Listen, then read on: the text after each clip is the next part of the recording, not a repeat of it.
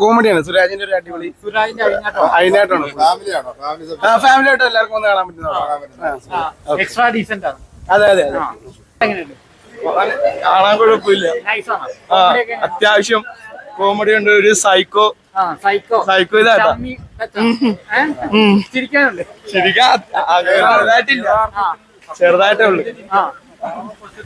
നമ്മുടെ ചെറുപ്പക്കാരാണുങ്ങള് കുടുംബത്തിലെ നശിക്കുന്ന ഇന്നെങ്കിലും മനുഷ്യൻ മനസ്സിലാക്കേണ്ട ഒരു കാര്യമാണ്. Yes, super.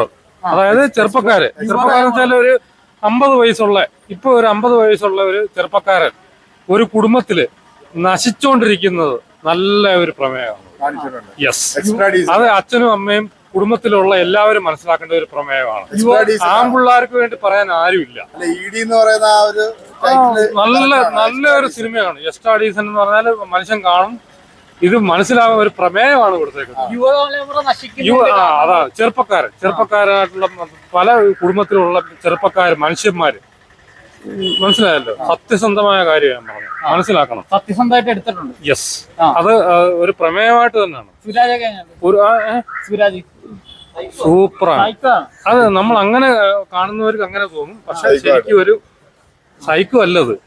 നമ്മുടെ ജനറേഷൻ സൈക്കോ എന്ന് പറഞ്ഞാൽ നമ്മുടെ അച്ഛനും അമ്മയും നമ്മുടെ കുടുംബമാണ് സൈക്കോ. പുള്ളിയല്ല സൈക്കോ, കുടുംബമാണ് സൈക്കോ.